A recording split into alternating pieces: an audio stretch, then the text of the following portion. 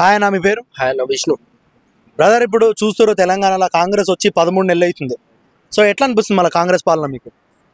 ఏం బాగాలేదన్న నాకైతే. First of all ఏంటంటే ఏం చేయలే ప్రజలకు కానీ, ఈయన ఎవరిని కానీ పట్టించుకోలే, ఎవరికి ఏం చేయట్లేడు. ఫస్ట్ రైతు మంది వేయలే ఇప్పుడు వరకు. పండగకి వేస్తున్నాడు, పండగ అయిపోయింది, రైతు మంది వేయలే ఇప్పుడు వరకు. మళ్ళా కళ్యాణ లక్ష్మితోటి తులం బంగారం ఇస్తున్నాడు, అది లేదు. మహిళలకి స్కూటీలు ఇస్తున్నాడు, అది లేదు. 2500 మహిళలకు ఇస్తున్నాడు, అది లేదు. మళ్ళీ ఇంకేమన్నాడంటే ఈయన గ్యాస్ సిలిండర్ 500కి ఇస్తున్నాడు, అది రాలేదు.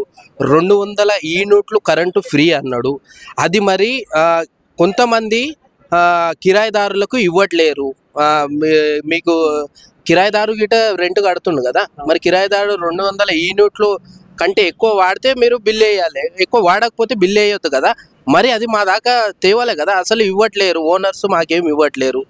మరి ఇవన్నీ ఏం లేవు కానీ ఆయన అప్పులు తెచ్చుకుంటుండు, ఆయన పార్టీ పెట్టుకుంటుండు, ఆయన మీటింగ్లు పెట్టుకుంటుండు, ఆయన పూర్తిగా విగ్రహాలు పెట్టి హంగామా చేస్తుండు తప్పితే పేద ప్రజలకి రుణమాఫీ కదా ఏమీ చేయలే ఇంతవరకు. ఈ రేవంత్ రెడ్డి పాలన అస్సలు నచ్చలే నాకైతే.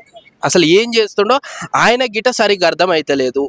మళ్ళా హైదరాబాద్లో 4 దిక్కుల మళ్ళా సముద్రం ఉంది అంటుండు ఒకటి. ఇంకోటి ఏమంటుండంటే మనకు దిల్సుఖ్ నగర్ పోతే విమానాలు దొరుకుతాయి అంట. దిల్సుఖ్ నగర్లో విమానాలు దొరుకుతాయి నాకు అర్థం కాదు. దిల్సుఖ్ నగర్లో విమానాలు అమ్ముతారంట.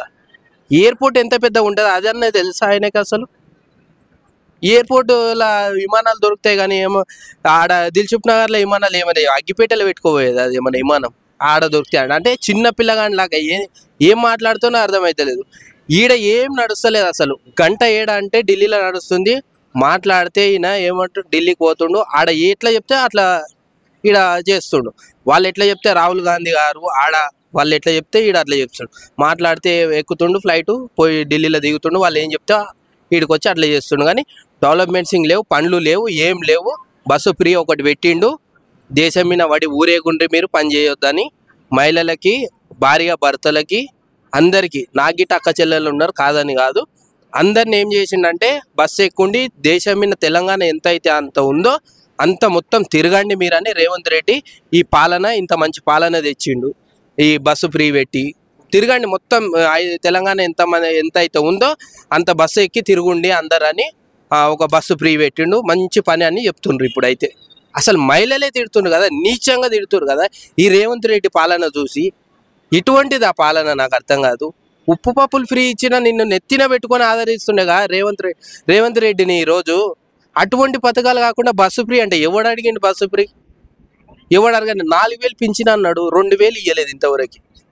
2000 ఇవ్వలేదు, 4000 పింఛన్ అని దొంగ హామీలు చెప్పి గ్యాస్ సిలిండర్ 500 కన్నీ రుణమాఫీ చేస్తా అని ఎవరికి చేసిండు? రుణమాఫీ ఎంతమందికి చేసిండు? నిన్న ఏడ చేసిండు? 4000 పింఛన్ ఎక్కడ? 2000 కనీసం కేసీఆర్ ఇచ్చిన 2000 ఇవ్వాలి కదా, అది గిటే ఇస్తలేడు. మళ్ళీ రైతు బంధు అన్నాడు, ఎంత ఇస్తా అన్నాడు? 12,000 అన్నాడు, 7,500 అన్నాడు. ఎక్కడ అసలు అంతనన్నా 5,000 వేయాలిగా, అది గిటే వేయలే.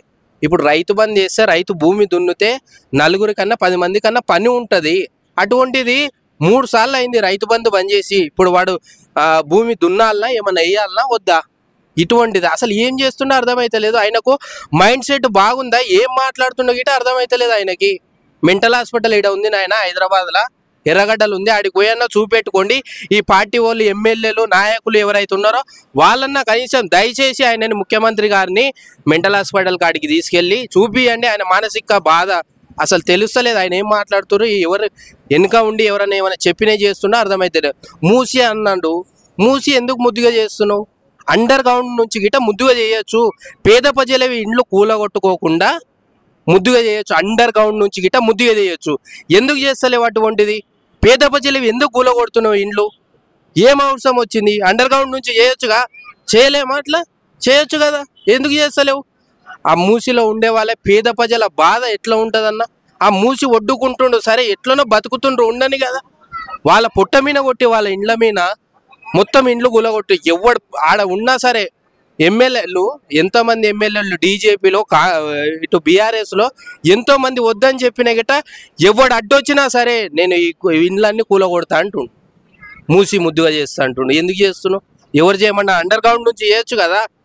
ఆ మాత్రం తెలియదా? ప్రభుత్వంలో ఇన్నేళ్ళు ఉన్నావు కదా, ఎక్కడ ఏం చేస్తున్నావు అర్థమైతే లేదు. గతం మర్చిపోయినట్లు ఉంది ఈయన. అంటే ఎవరైనా అక్కడ ఢిల్లీలో ఏదైతే గంట కొడుతుండ్రో వాళ్ళ ప్రకారంగా నడుస్తున్నట్లు ఉంది ఈయన. మాట్లాడితే ఢిల్లీకి పోతుండు, ఫ్లైట్ వేసుకొని వస్తుండు, వాళ్ళు ఎట్లా చెప్తే అట్లా నడుస్తుండు. కేసీఆర్ ఉన్నప్పుడు అట్లా లేకుండే. కేసీఆర్ ఈడ గంట కొడితే ప్రభుత్వమే కదిలే రావాలి ఈడికి, అట్లా ఉండే కేసీఆర్.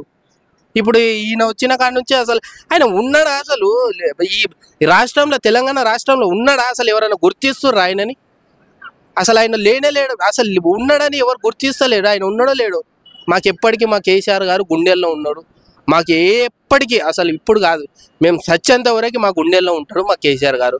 రేవంత్ రెడ్డిని అయితే అసలు మేము ఆయన పేరు కాదు కదా, అసలు ఆయనని ఒక్కరోజు గిట అసలు మేము ఊహల్ల గిట ఊయలే. అసలు ఆయన ఉన్నట్లే లేడు, మాకు తెలుస్తలేదు కదా. ఇటువంటి పథకాలు పెట్టి ఇటువంటి దరిద్రమైన రాజకీయం పెట్టిండు మాకైతే. సో మళ్ళీ నిత్యావసర సరుకుల ధరలు ఎట్లున్నాయి బ్రదర్? ఇప్పుడు చూసుకుంటే కాంగ్రెస్ రాకముందు 1400 1500 ఉన్న నూనె ఇప్పుడు 2500 అయింది. అంటే ఇప్పుడు కాంగ్రెస్ పాలన దాని మీద ఏమన్నా ఎఫెక్ట్ పడిందంటారా? 100%. 100%. ఆయన వచ్చింది కాబట్టి ట్యాక్సీలు అని అది అని ఇదని ఏవేవో వేసి ఇప్పుడు ఆటోలు అన్నాడు, ఆటోలు తీసి అవుట్ ఆఫ్ లేస్తా అంటున్నాయి. ఇట్లా ఏది ఎందుకు చేస్తున్నావు? అవుట్ ఆఫ్లో ఎవడుంటాడు? ఆటో వాళ్ళు నడుపుకోవాలంటే అవుట్ ఆఫ్లో ఎవడుంటాడన్న? అవుట్ ఆఫ్లో ఎవడన్నా ఉంటారా? ఉండేది సిటీలో ఎవరన్నా ప్రజలు ఉంటారు, కానీ అవుట్ ఆఫ్లో ఎవరన్నా ఉంటారా? ఎవడు ఉంటాడు కదా. మళ్ళీ అడిగిపోయి లేవు ఈగలు కొడతారా? అడే ఏం చేయాలి? అడిగిపోయి మళ్ళీ ఈయన పైసలు ఇస్తాడా ఏమన్నా రేవంత్ రెడ్డి? నాకు అర్థం కాదు. ఇటువంటి పథకాలు తెచ్చి ఇప్పుడు ఉప్పు పప్పులు గిట ఎట్లా పెరిగినాయి అంటే అట్లా పెరిగినాయి, బీభత్సంగా పెంచిండ్రు. అసలు ఏంటంటే ట్యాక్సీ కట్టాలి, మళ్ళీ అది అన్ని పన్నులే, అన్ని పన్నులు. మేము ఏది ఈవెన్ చాక్లెట్ కొన్నా గిట దాని మీద ట్యాక్సీ కడుతున్నాం మేము.